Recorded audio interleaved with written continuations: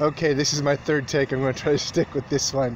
I'm doing one of those walking videos that I've seen other people do. In fact, one of the students in this class, your fellow student, your fellow classmate, did one of these videos, and I thought, well, let me try this. Actually, along the way over there behind me, my daughter is taking piano lessons at that house, and I figured I'd use this opportunity to make my midweek Making a Connection video. So here I am. Last week you all were looking at Jesus as a teacher, and one of the things that I wanted you to see about Jesus' teachings was the fact that he was unique as a teacher because he taught as one who had his own authority.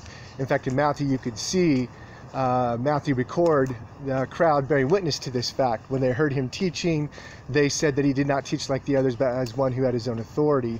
This particularly came after the fact that Jesus was giving teaching or instruction about the law, and as you know, the law comes from Moses, who was a very authoritative figure in the history and culture of Israel, and Jesus demonstrated an authority that exceeded that of Moses.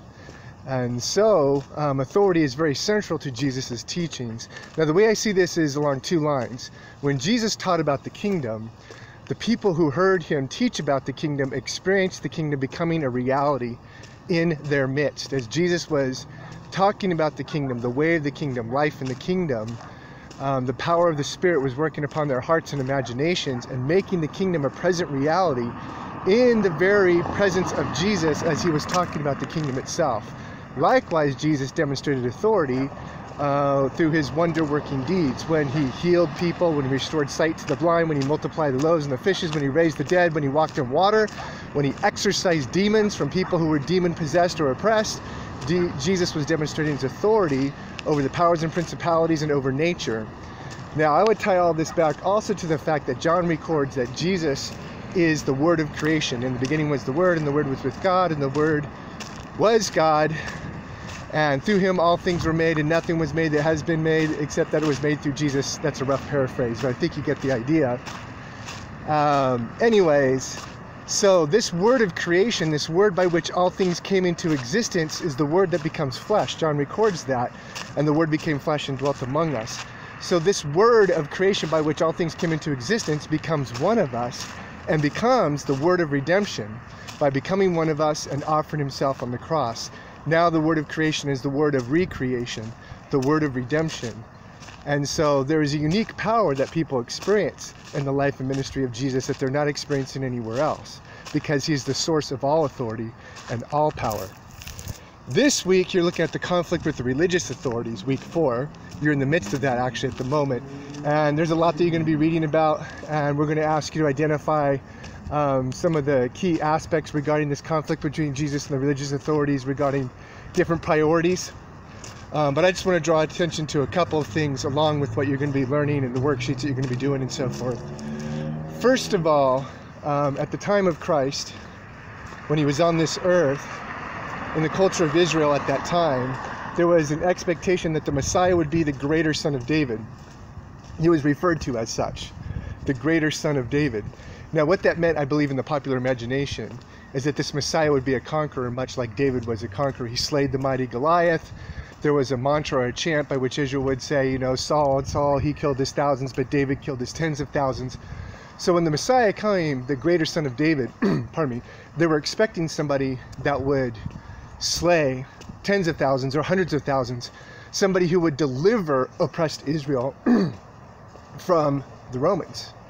Their overlords would basically kick them out of Israel, slay them all together, wreak God's vengeance upon those pagans, those Gentiles, the oppressors of God's people. And instead, Jesus came, and he was not the conqueror they were looking for. He came to serve and to seek those who were lost.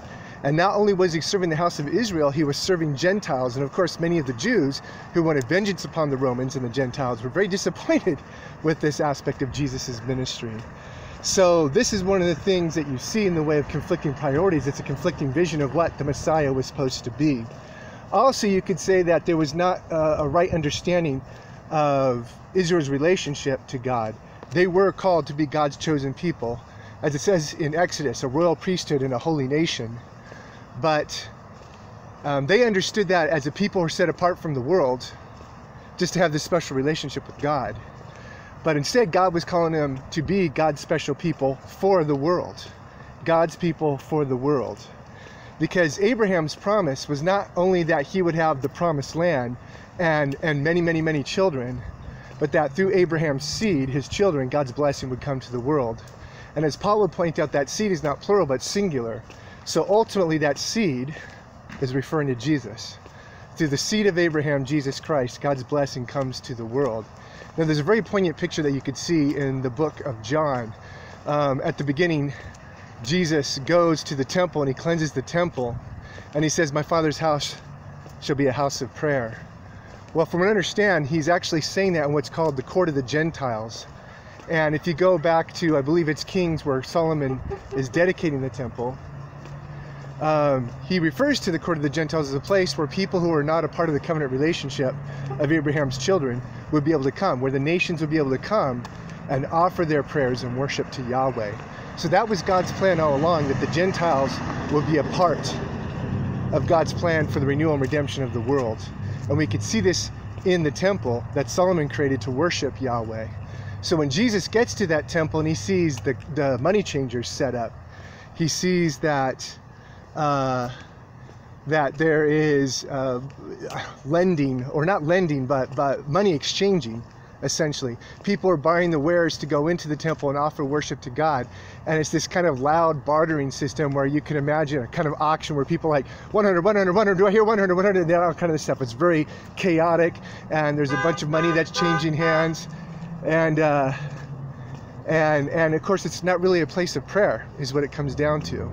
It's a place of barter, it's a place of exchange, not a place of prayer. It's a distraction. It's hard to focus on the presence of Yahweh. This deeply disturbed Jesus, because he saw that the pagans, the Gentiles, were being further alienated from God instead of invited to come into relationship with God through the covenant of Israel. That's what made him mad. And that's why he said, my Father's house should be a house of prayer, with the subtext being a house of prayer for all people. All people are welcome here. And that conflicted with the religious authorities and their vision of who they were as God's chosen people. Jesus revealed what it means to be God's chosen people. It means to be a servant unto the point of death so that others may live. And those who follow Jesus, we're called to follow that path as well.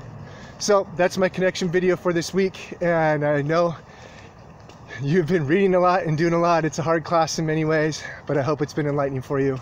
And I'll see you next week. Bye.